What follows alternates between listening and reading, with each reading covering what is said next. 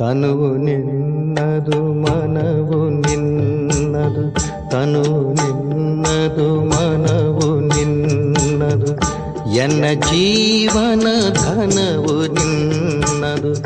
ನಾನು ನಿನ್ನವನೆಂಬ ಹೆಮ್ಮೆಯ ಋಣವು ಮಾತ್ರವೇ ನನ್ನದು. ತನು ನಿನ್ನದು ಮನವು ನಿನ್ನದು.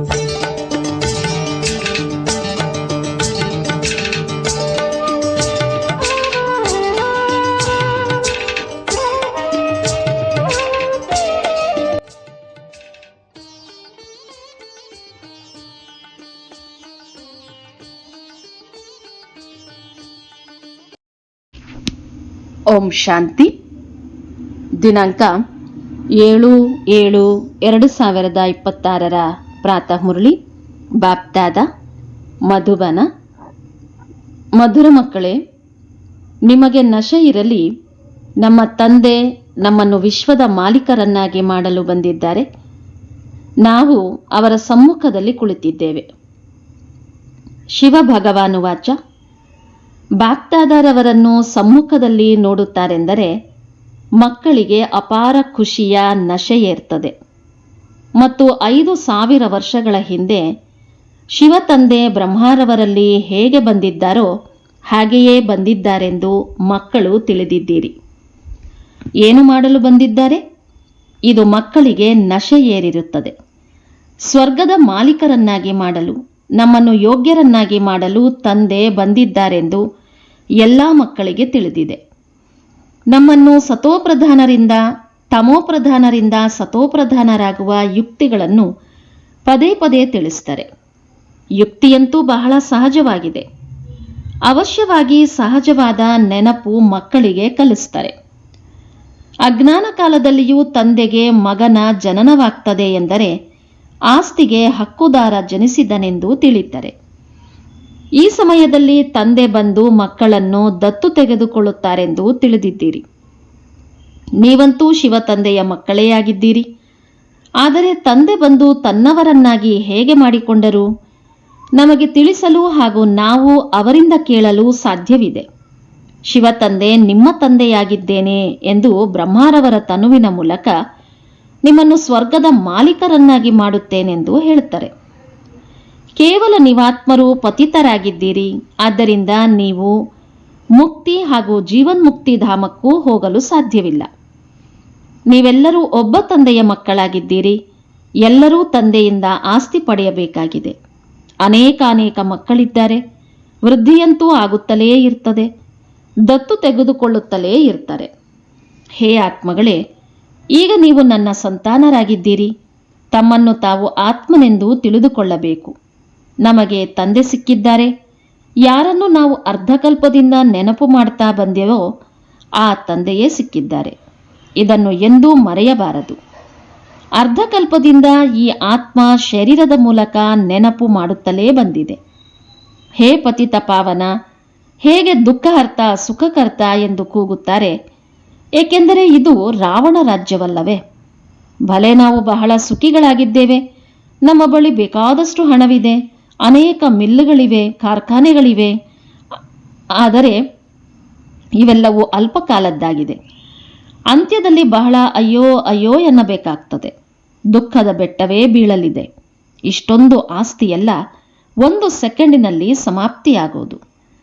ತಂದೆಯಿಂದ ನಿಮಗೆ 1 ಸೆಕೆಂಡಿನಲ್ಲಿ ಆಸ್ತಿ ದೊರಕುತ್ತದೆ. ಹೇಳ್ತಾರೆ, ನಿಮಗೆ 1 ಸೆಕೆಂಡಿನಲ್ಲಿ ಸ್ವರ್ಗದ ರಾಜ್ಯಭಾಗ್ಯ ಕೊಡ್ತೇನೆ. ಈ ಹಳೆಯ ಪ್ರಪಂಚ ಸಮಾಪ್ತಿಯಾಗುವುದು. ಯುದ್ಧಗಳು ನಡೆಯಲಿದೆ. ಪ್ರಾಕೃತಿಕ ವಿಕೋಪಗಳುಂಟಾಗುವುದು.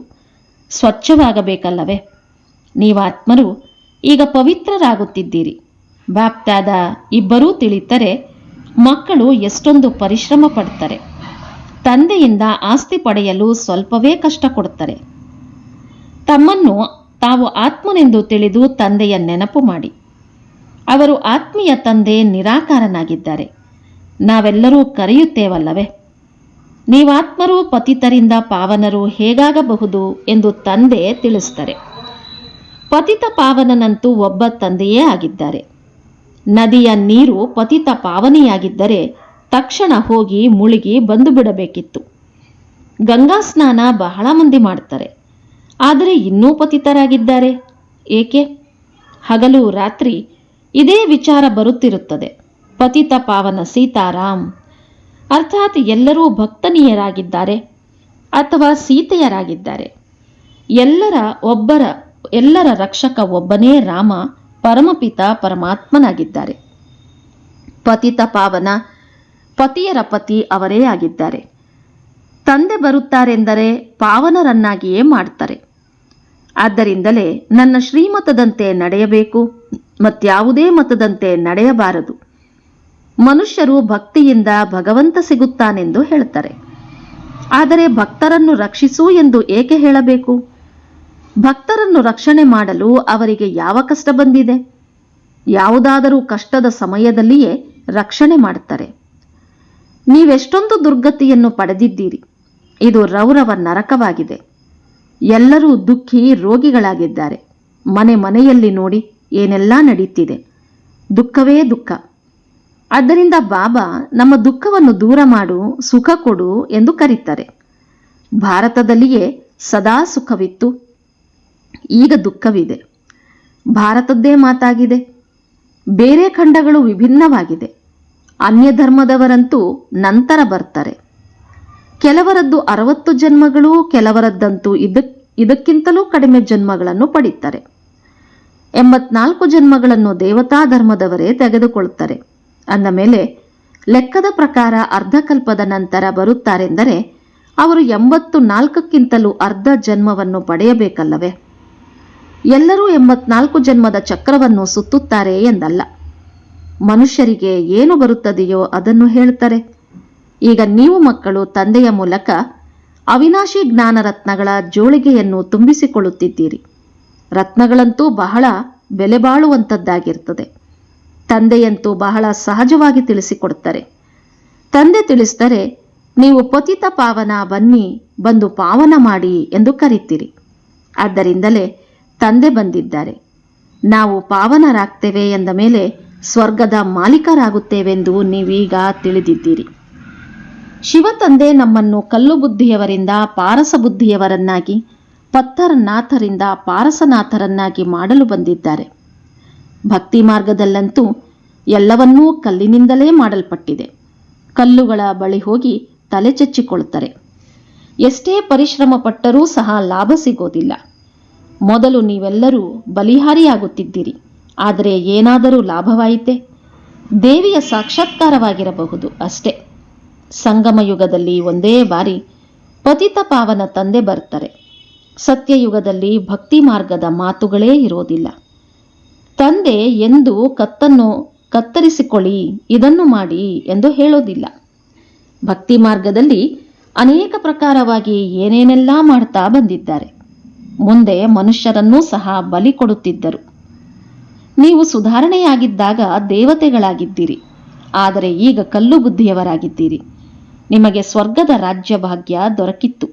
ಎಷ್ಟೊಂದು ಚಿನ್ನ ವಜ್ರಗಳ ಮಹಲುಗಳಿತ್ತು, ಅಪಾರ ಧನವಿತ್ತು. ಅದೆಲ್ಲವನ್ನೂ ಏನು ಮಾಡಿದಿರಿ? ಈಗಂತೂ ನೀವು ಬಹಳ ದುಃಖಿಗಳಾಗಿದ್ದೀರಿ. ವಾಸ್ತವದಲ್ಲಿ ನೀವು ದೇವಿ ದೇವತಾ ಧರ್ಮದವರಾಗಿದ್ದೀರಿ. ಈಗ ನೀವು ರಜೋ ತಮೋದಲ್ಲಿ ಬಂದಿದ್ದೀರಿ.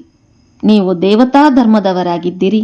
ಮತ್ತೆ ನೀವೇಕೆ ನಿಮ್ಮನ್ನು ಹಿಂದೂಗಳೆಂದು ಕರೆದುಕೊಳ್ತೀರಿ? ಬೇರೆ ಎಲ್ಲ ಧರ್ಮದವರು ತಮ್ಮ ಧರ್ಮವನ್ನು ಒಪ್ಪಿಕೊಳ್ತಾರೆ. ಧರ್ಮವಂತೂ ಒಂದೇ ಆಗಿರುತ್ತದೆಯಲ್ಲವೇ?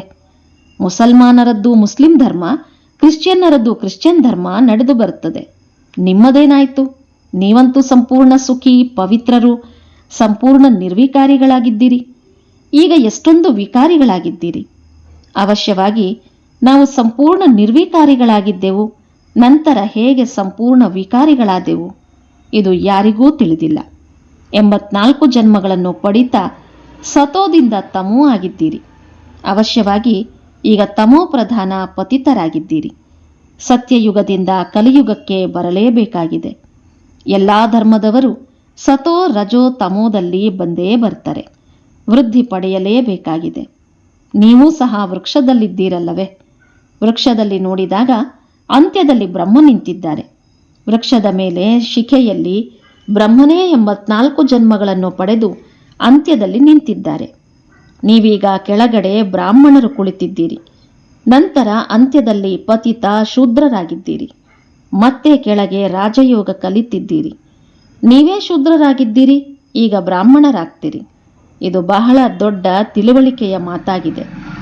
ಈಗ ಈ ವೃಕ್ಷದ್ದೆಲ್ಲ ಬಹಳ ಹೆಚ್ಚಿನ ತಿಳುವಳಿಕೆ ಇದೆ. ಈಗ ನೀವು ರಾಜಯೋಗದ ತಪಸ್ಸು ಮಾಡ್ತಿದ್ದೀರಿ. ನಿಮ್ಮದೇ ನೆನಪಾರ್ಥ ಇಲ್ಲಿ ಇದೆ. ಇದು ಚೈತನ್ಯ ದಿಲ್ವಾಡ ಮಂದಿರವಾಗಿದೆ.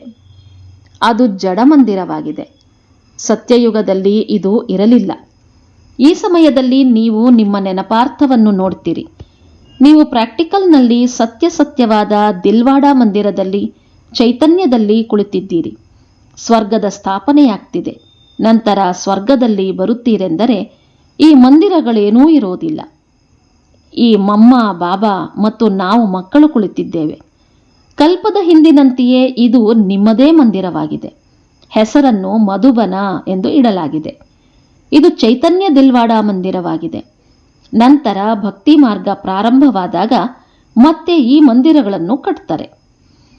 ತಂದೆ ನಿಮ್ಮನ್ನು ಎಷ್ಟೊಂದು ಧನವಂತರನ್ನಾಗಿ ಮಾಡಿದ್ದರು.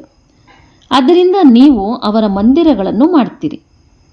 ಶಿವನ ಮಂದಿರವೊಂದನ್ನೇ ಮಾಡುವುದಿಲ್ಲ. ಯಥಾಶಕ್ತಿಯ ಅನುಸಾರವಾಗಿ ಮಂದಿರಗಳನ್ನು ಕಟ್ಟುತ್ತಾರೆಂದು ಎಲ್ಲರೂ ತಿಳಿದಿದ್ದಾರೆ. ನಾವೇ ಪೂಜ್ಯರಾಗಿದ್ದೆವು. ನಂತರ ದ್ವಾಪರದಿಂದ ಪೂಜಾರಿಗಳಾಗುತ್ತೇವೆಂದು ನೀವೇ ತಿಳಿದಿದ್ದೀರಿ. ಶಿವ ತಂದೆ ಎಷ್ಟೊಂದು ಸಾಹುಕಾರರನ್ನಾಗಿ ಮಾಡ್ತಾರೆ. ಭಕ್ತಿಯಲ್ಲಿ ನಂತರ ನೀವೇ ಅವರ ಮಂದಿರಗಳನ್ನು ಕಟ್ತೀರಿ. ಈ ಮಾತುಗಳನ್ನು ನೀವೀಗ ತಿಳಿದಿದ್ದೀರಿ. ಅಂದ ಮೇಲೆ ಈಗ ಪುರುಷಾರ್ಥ ಮಾಡಿ ನಂತರ ರಾಜರಿಗೂ ರಾಜರಾಗಬೇಕಲ್ಲವೇ? ಸತ್ಯಯುಗದಲ್ಲಿ ಇರೋರನ್ನು ಮಹಾರಾಜರೆಂದು, ತ್ರೇತಾದಲ್ಲಿರುವವರನ್ನು ರಾಜರೆಂದು ಕರೆಯಲಾಗುವುದು. ನಂತರ ಪ್ರಪಂಚ ಪತಿತವಾಗ್ತದೆ. ಅಂದ ಮೇಲೆ ಮಹಾರಾಜರು ಪತಿತರಾಗ್ತಾರೆ, ರಾಜರೂ ಪತಿತರಾಗ್ತಾರೆ. ಅವರು ನಿರ್ವಿಕಾರಿ ಮಹಾರಾಜರುಗಳ ಮಂದಿರಗಳನ್ನು ಕಟ್ಟಿಸಿ ಪೂಜೆ ಮಾಡ್ತಾರೆ. ಮೊಟ್ಟ ಮೊದಲು ಶಿವನ ಮಂದಿರವನ್ನು ಕಟ್ಟುತ್ತಾರೆ. ನಂತರ ದೇವತೆಗಳ ಮಂದಿರಗಳನ್ನು ಕಟ್ಟುತ್ತಾರೆ. ತಾವೇ ಮಂದಿರವನ್ನು ಕಟ್ಟಿ ಪೂಜೆ ಮಾಡ್ತಾರೆ. 84 ಜನ್ಮಗಳನ್ನು ಭೋಗಿಸುತ್ತಾರಲ್ಲವೇ? ಅರ್ಧಕಲ್ಪ ನೀವು ಪೂಜ್ಯರು, ನಂತರ ಅರ್ಧಕಲ್ಪ ಪೂಜಾರಿಗಳಾಗ್ತೀರಿ.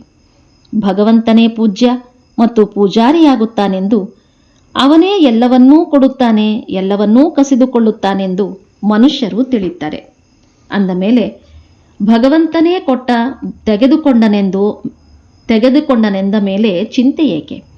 ನೀವೆಲ್ಲರೂ ನಿಮಿತ್ತರಲ್ಲವೇ? ಇನ್ನು ಅಳುವ ಮಾತೇನು? ತಂದೆ ಕುಳಿತು ಆತ್ಮಗಳಿಗೆ ತಿಳಿಸ್ತಾರೆ.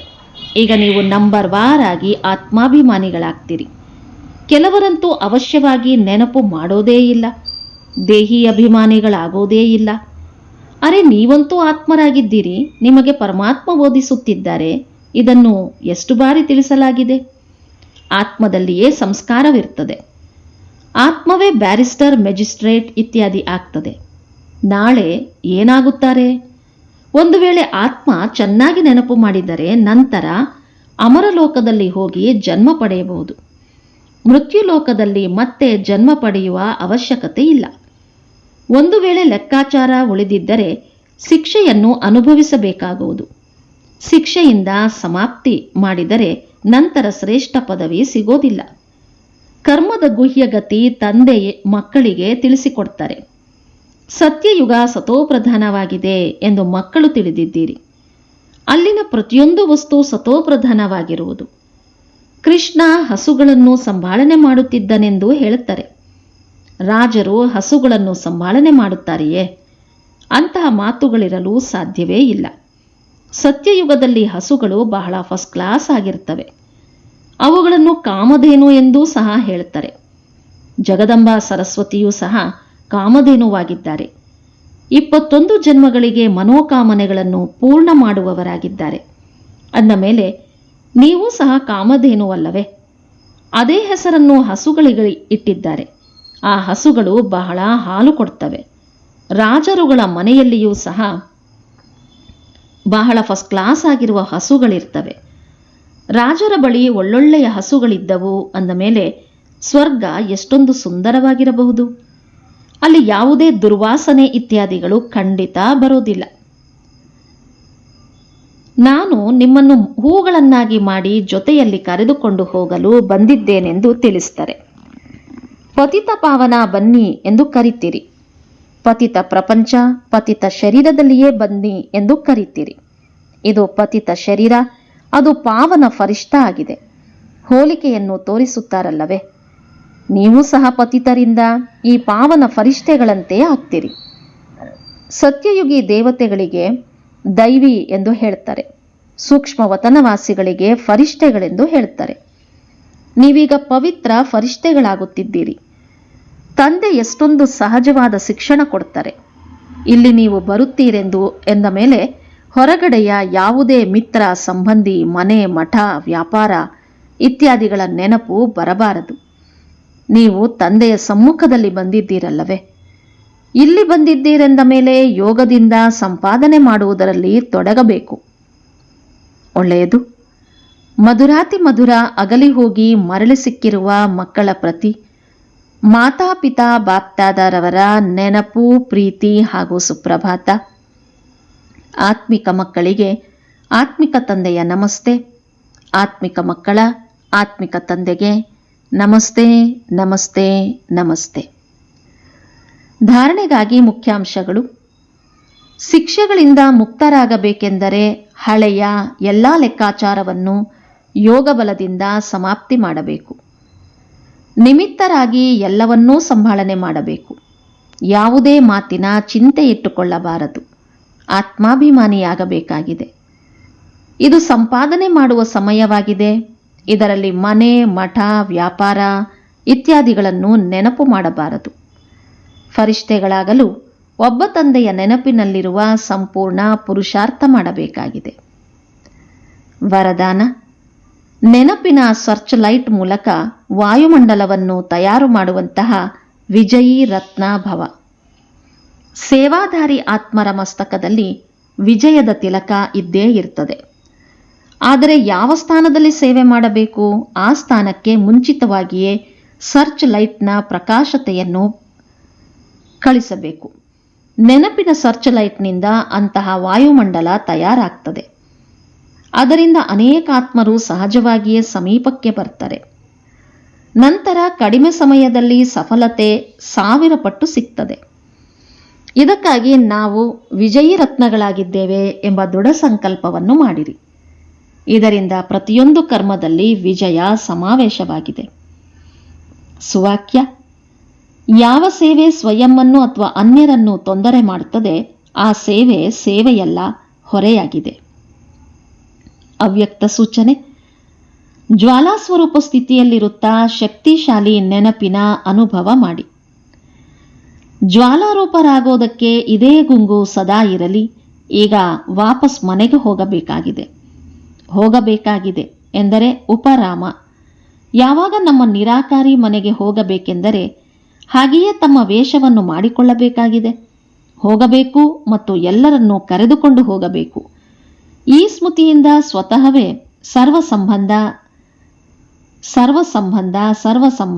ಸರ್ವ ಪ್ರಕೃತಿಯನ್ನು ಆಕರ್ಷಣೆಯಿಂದ ಉಪರಾಮ ಅರ್ಥಾತ್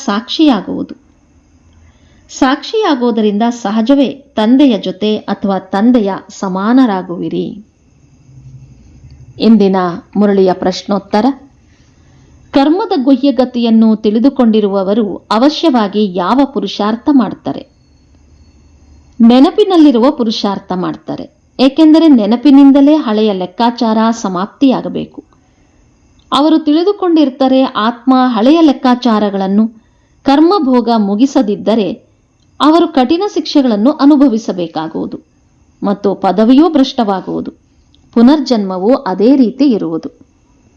ಒಳ್ಳೆಯದು. ಓಂ ಶಾಂತಿ.